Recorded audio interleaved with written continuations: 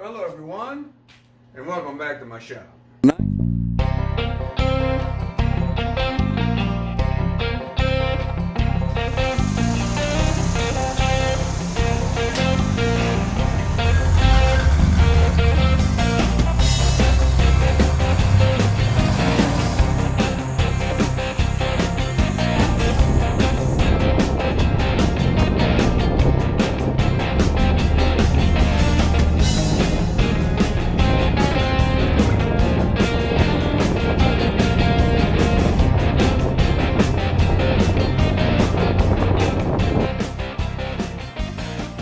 Welcome.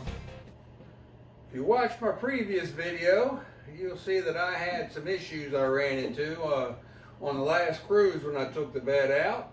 So I've got it up on jack stands and we're going to start addressing them.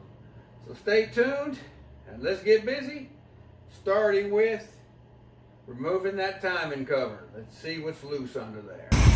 Here it's evident now, it's warmed up.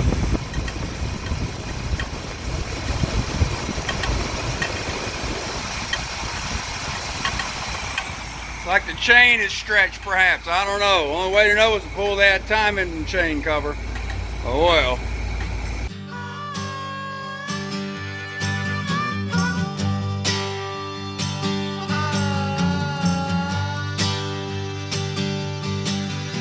Well, I didn't show it, but in preparation, I've got the bracket off the alternator, and I've got the belt labeled. And now I'm going to crawl under there and I'm going to loosen up that power steering belt, and I can get it off. I can remove the fan, then I can get that water pump off. I believe I'm going to have to remove some brackets, that air conditioner bracket over there, and there may be a power steering pump bracket. We'll see when we get under there.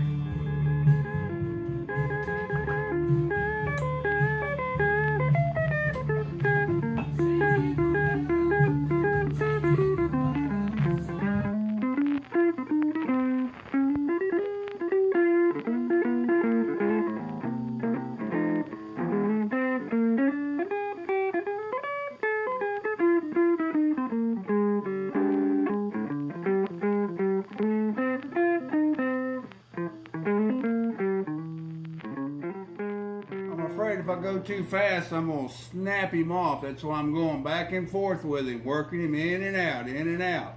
I definitely want to snap that bolt off inside there.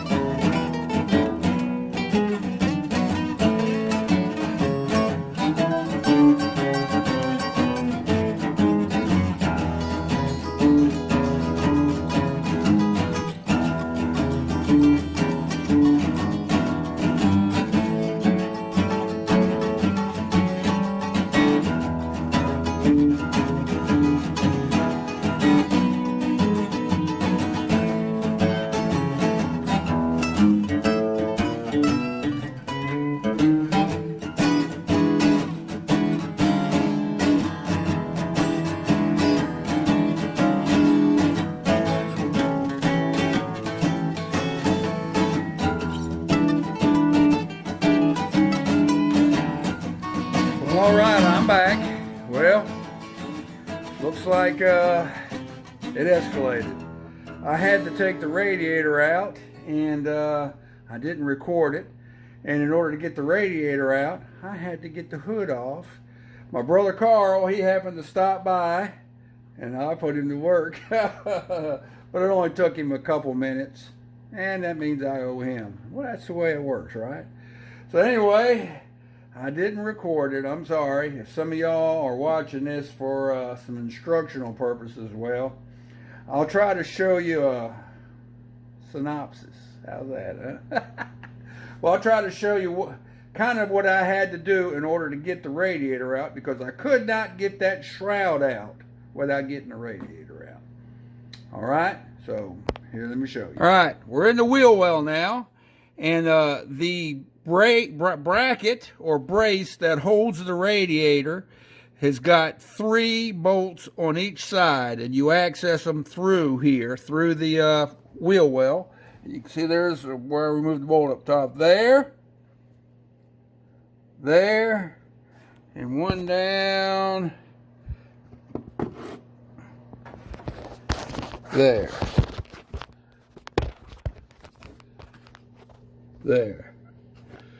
See if I figure point to it. Okay, 3 on all sides, and that'll get the whole shebang loose. So you can, my radiator about fell. So you can pull this back some, see he's back, in order to get enough clearance to get around these upper control arms, and you can slide it out. Now here I've still got the air conditioning condenser. I believe I'm going to still leave it in there. I've been toying with it because I still may get some AC going.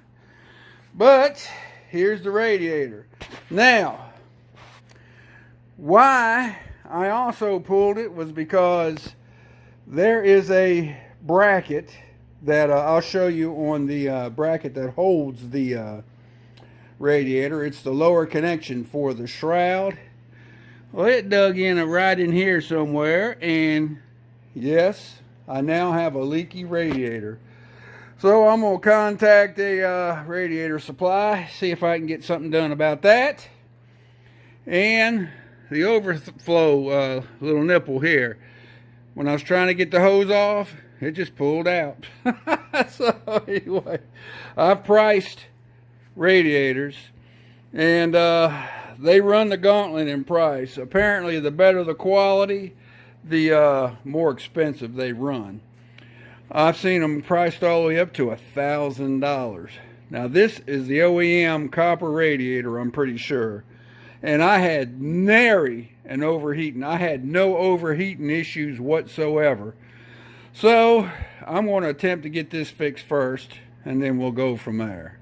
So anyway, but now what we got to do is get that pulley off, the harmonic balance off, and then we can get that timing cover off. So that's kind of where we're at. Anyway, you can see how loose he is. See, with the vet, you're talking about getting just enough clearance you can get stuff out. I'm telling you, this reminds me back when I was in the military and we worked on aircraft and ground support gear.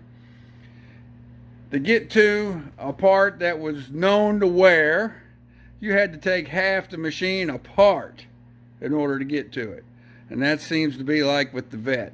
You know what they said about helicopters, you had for every hour of flight, you had about 10 hours of maintenance. Well, it looks like the vet's giving me about an hour of cruise for an hour of maintenance.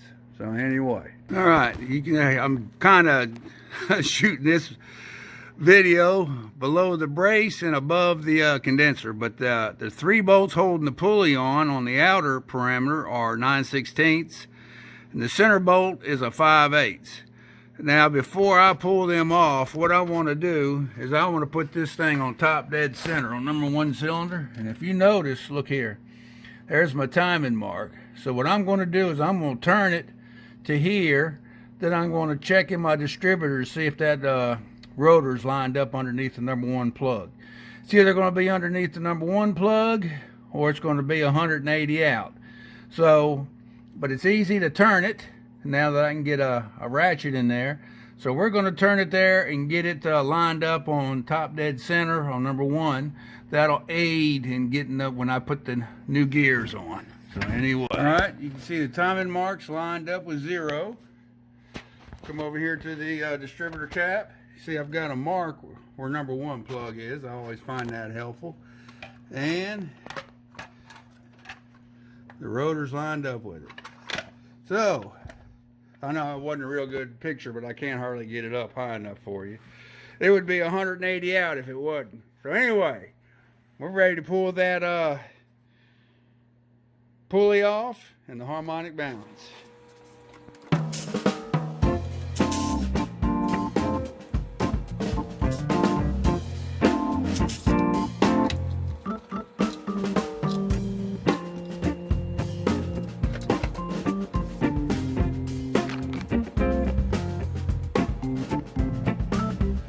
Right now we're going to get a puller and see if we can get that harmonic balance off.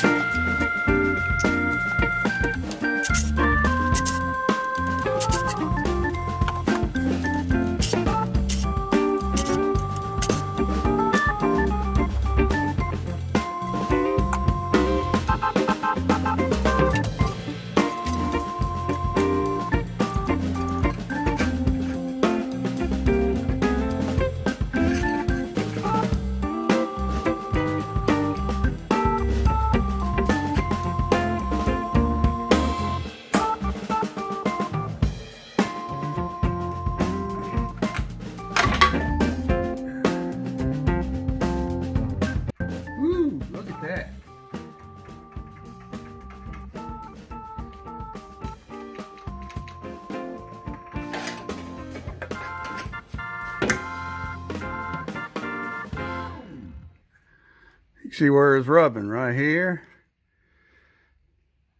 Well, Right here is where it was mainly rubbing. So it was on the right side. Look at that. That's it. That's your problem, lady.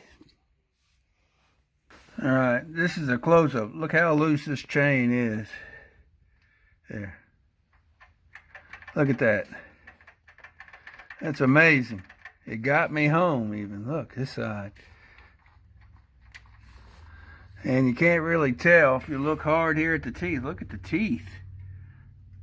How this thing got me home is an amazing thing once I heard it. That's funny. I never noticed it up until I made a stop to a pit stop, and I left it idling, and that's when I heard it. So isn't that an amazing thing? It took care of me, I reckon.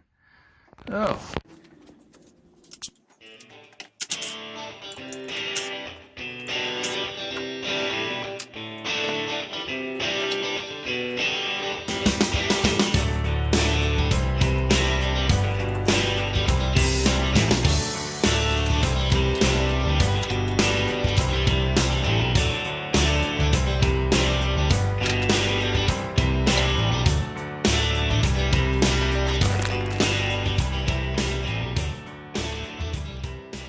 I am replacing that crankshaft gear, but it doesn't look too bad. But I'm going to show you the cam gear.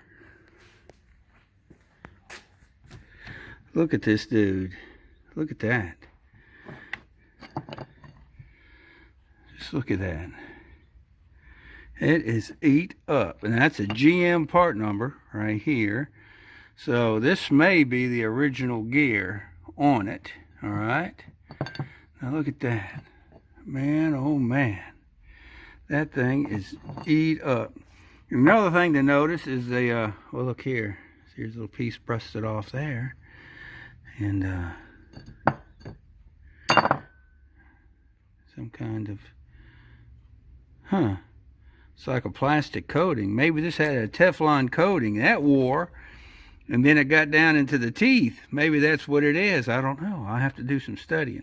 But one thing to notice is the timing gear, the timing mark. I can't tell if that's a timing mark right here or not. See that? And but there was at the 12 o'clock high. There was right here. There was the mark. That was 12 o'clock right here. All right, and down here I don't see anything. Okay. So perhaps the OEM it geared that way, but it's I know I'm at top dead center, and there's the dowel hole. So anyway, that thing, it's amazing. It did get me home, and I'm surprised. I'm really surprised I didn't hear that before.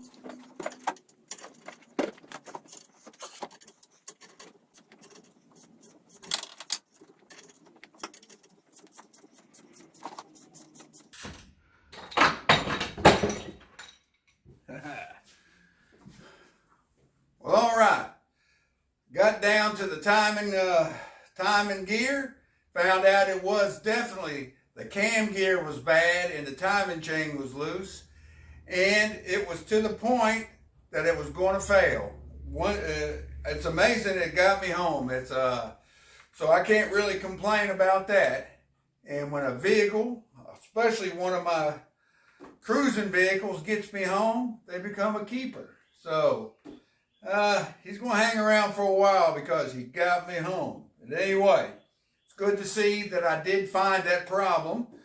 It's bad that I had to take half the dadgum engine compartment apart to get to it, but that's just the way it works. Well, I'm cleaned up now. Got to head towards my new October gig. And but on my way, I found the shop that'll fix my radiator for a pretty good price. So I'm going to drop that off too.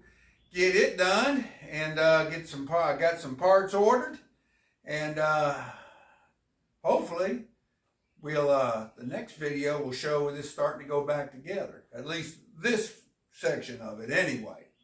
So hope everything's going good with you and yours. Everything's going good here. Well, yeah, can't complain. Wouldn't do me no good to complain anyway. Just take care of the business. So have a good one, and I hope to see you around on the next one. See you.